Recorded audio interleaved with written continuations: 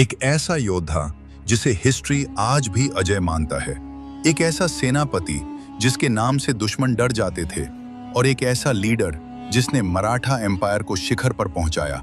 ये कहानी है बाजीराव की। हेलो एवरीवन, आज हम बात करेंगे बाजीराव प्रथम की, मराठा एम्पायर के सबसे पावरफुल पेशवा, एक ऐसे वॉरियर की जिन्होंने अपनी स्ट्रैटेजी और हिम्मत से हिस्ट्री बदल दी। बाजीराव का जन्म 1700 में हुआ था। उनके पिता बालाजी विश्वनाथ मराठा एम्पायर के पेशवा थे। बचपन से ही उन्हें तलवार चलाना, घोड़सवारी और युद्ध नीति सिखाई गई और यही ट्रेनिंग उन्हें एक महान योद्धा बनाने वाली थी। सिर्फ 20 साल की उम्र में बाजीराव को पेशवा बना दिया गया।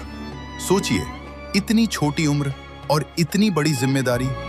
लेकिन उन्होंने सिर्फ जिम्मेदारी नहीं निभाई, बल्कि साबित कर दिया कि वो इस पद के लिए परफेक्ट थे। सिर्फ 20 साल की उम्र में जब लोग अपनी जिंदगी समझने की कोशिश कर रहे होते हैं, तब बाजीराव को मराठा एम्पायर का पेशवा बना दिया गया। उनके पिता बालाजी विश्वनाथ के निधन के बाद ये जिम्मेदारी सीधा उनके कंधों पर आ गई। बहुत लोगों को डाउट था कि क्या इतना यंग लड़का इतनी बड़ी जिम्मेदारी संभल पाएगा, लेकिन बाजीराव ने अपनी पहली ही सभा में एक ऐसा विजन रखा जो सबको हैरान कर गया।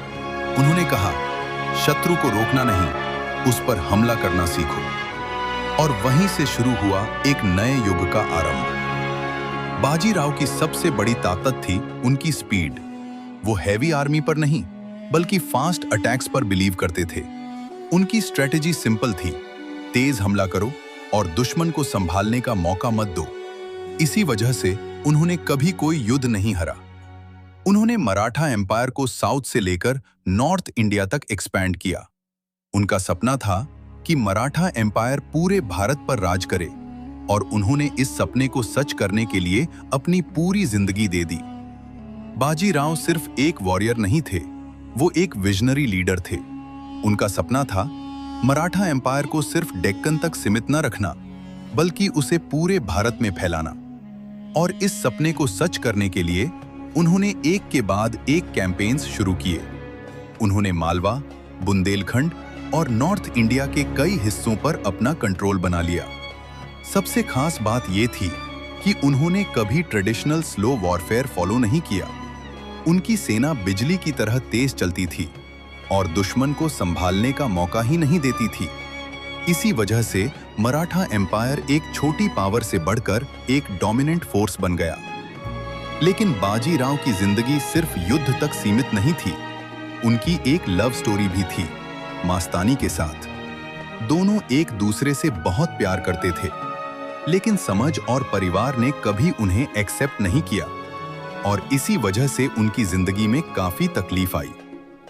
बाजीराव की जिंदगी में एक ऐसा मोड़ भी आया जहां तलवार से ज्यादा उनका दिल लड़ रहा था, और वो नाम था मस्तानी। मस्तानी सिर्फ उनकी प्रेमिका नहीं थी, बल्कि उनकी ताकत थी, उनका सहारा थी। लेकिन समझ और राजनीति ने इस रिश्ते को कभी एक्सेप्ट नहीं किया। एक तरफ उनका प्यार और दूसरी तरफ उनकी जिम्मेदारी। बाजीराव इन दोनों के बीच फंस गए। उनका ये प्यार जितना खूबसूरत था, उतना ही दर्द भरा भी। एक तरफ साम्राज्य की जिम्मेदारी और दूसरी तरफ उनका प्यार।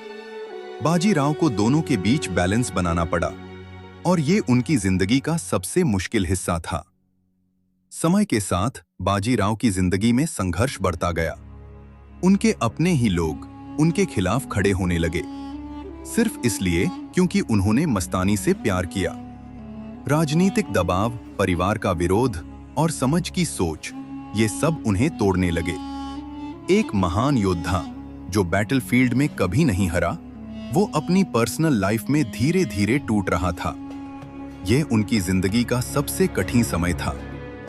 1740 में बाजीराव की मृत्यु हो गई, लेकिन उनकी कहानी यहीं खत्म नहीं होती, क्योंकि आज भी उन्हें एक महान योद्धा के रूप में याद किया जाता है।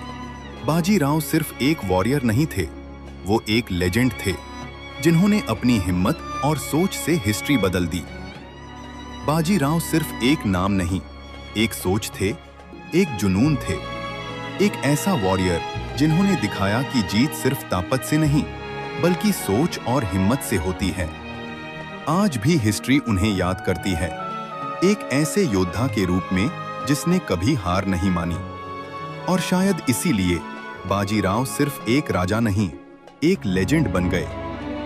अगर आपको यह वीडियो पसंद आई हो तो लाइक करें, शेयर करें और चैनल को सब्सक्राइब जरूर करें।